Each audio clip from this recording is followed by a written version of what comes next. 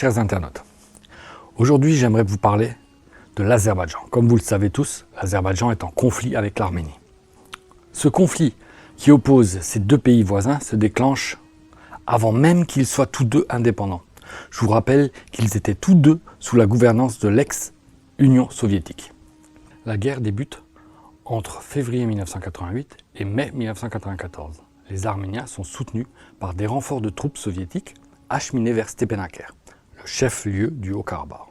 Pas étonnant que les Azerbaïdjans furent décimés. Doit-on parler de génocide? On se demande. Des tanks russes qui rentrent dans des villes azerbaïdjanaises et écrasent tout ce qui se trouve devant eux, sans distinction. Bravo. Mais voilà, depuis 1994, l'Azerbaïdjan et l'Arménie sont sous couvert d'un cessez-le-feu provisoire. Je dis bien provisoire. Alors on peut dire que cette terre est occupée depuis 30 ans à 75% des Arméniens. Oui, mais sous couvert d'une négociation que l'Azerbaïdjan a toujours attendue avec patience. Et même après l'élection du nouveau président de l'Arménie, en 2018, qui lui dira plus tard, le Haut-Karabakh est arménien, c'est point. D'où le renouveau du conflit. Alors, au regard de la loi, qui a raison? Il y a deux principes. Le premier, les frontières internationales. Sans aucun doute, les territoires contestés font partie entière de l'Azerbaïdjan. Le deuxième principe du droit, c'est le droit des peuples à l'autodétermination, qui a régné sur toute la période de décolonisation. Alors oui, ce principe qui fut proclamé pendant la Première Guerre mondiale est réaffirmé après la Seconde Guerre mondiale dans la Charte des Nations Unies de 1945, mais qui reste trouble sur des notions de peuple. Donc, depuis le 17 juin 1988, l'Azerbaïdjan s'est toujours opposé au rattachement de la région du Haut-Karabakh à l'Arménie, puisque peuplée de 75% d'Arméniens. Donc ce principe n'est pas fondé. Et contre toute attente, les députés arméniens, moins d'un mois après, c'est-à-dire le 12 juillet 1988, défient le pouvoir soviétique et les Azerbaïdjanais en proclamant le détachement de leur région et affirmant leur volonté de rattachement à l'Arménie voisine. Les conséquences de la guerre sont désastreuses. 20% du territoire azerbaïdjanais, reconnu par la communauté internationale, incluant la région du Haut-Karabakh, ont été occupés par les forces arméniennes soutenues par l'armée russe. Alors vous allez me dire, comme ça c'est facile. L'Arménie peut se sentir fort et envoyer depuis l'Arménie des missiles sur l'Azerbaïdjan. Bombarder Ganja, deuxième grande ville de l'Azerbaïdjan. Je vous rappelle qu'en aucun cas l'Azerbaïdjan n'a pour l'instant envoyé de missiles sur l'Arménie. Voilà, c'est pour ça que ma première vidéo est consacrée à ce sujet. Et pour ceux qui cela intéresse, je vous laisse voir et écouter le reportage de TF1, qui n'est pas resté à l'antenne très longtemps, puisque des pressions sont venues mettre fin à la diffusion de ce reportage. Un reportage exclusif sur le front, au plus près des combattants. Image tournée par Liseron Boudoul et Alexandre Godin. Nous pénétrons dans une zone militaire de l'Azerbaïdjan. C'est là que se déroule une guerre inextricable. Des combats sanglants entre l'Azerbaïdjan et l'Arménie pour un petit territoire de 4000 m² qu'ils se disputent depuis 30 ans, le Haut-Karabakh. Il est peuplé majoritairement d'Arméniens.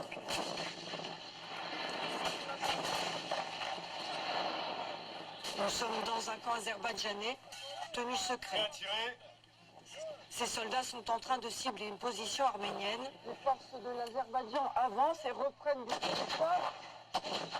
Pour le moment, aucun des deux camps n'a remporté de bataille décisive.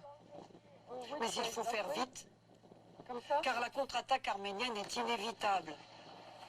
À un jet de pierre d'ici, un poste avancé et quelques soldats positionnés sur une colline reprise aux Arméniens. Ils ont fui en laissant leurs armes. S'ils reviennent, je les attends. Et c'est ce commandant qui mène l'opération, sûr de lui et de ses hommes. On se battra jusqu'au bout. On est beaucoup plus puissant qu'eux, militairement et moralement. Et quand l'armée gagne du terrain, c'est toute la population qui sort dans les rues et applaudit, comme ici à Fouzouli.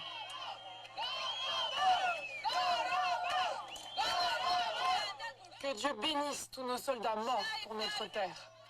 Les drapeaux de l'Azerbaïdjan se mêlent aux drapeaux turcs. Erdogan, c'est un type bien parce qu'il nous soutient. Et notre peuple est proche des Turcs. L'Azerbaïdjan, un pays turcophone, riche, qui possède du pétrole, du gaz et une armée puissante. Nous nous dirigeons vers les villages du nord, collés à la ligne de front. Ils sont ciblés régulièrement par des tirs de roquettes des séparatistes arméniens. Ces habitants nous montrent leurs maisons éventrées et leurs animaux tués. 15 personnes au moins ont été blessées ici. La roquette est tombée là? Oui, juste là. Il y avait 7 vaches dans cette étable. Tout à côté, Yagout, une voisine, nous montre son abri. C'est là que vous vous protégez avec votre famille alors? Sous terre. Et quand les obus tombent, elle y descend. Et comment vous vous mettez là? On s'accroupit là, tous les trois, avec mon père et mon frère. On se sert là comme ça. Le soir, toute la famille attend. Dans cette pièce, sans électricité, sans gaz, sans eau. Les heures passent et l'angoisse s'installe avec les tirs qui se font de plus en plus intenses.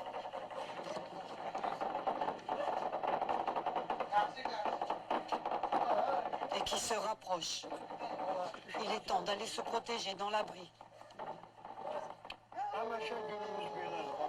C'est comme ça notre vie chaque nuit. On peut jamais dormir tranquille. C'est dur. Ouais, c'est dur. À 200 km d'ici, loin de la ligne de front, une autre scène de détresse. Ce quartier résidentiel de Ganja, la deuxième ville d'Azerbaïdjan, vient d'être ciblé par 2 missiles tirés depuis l'Arménie.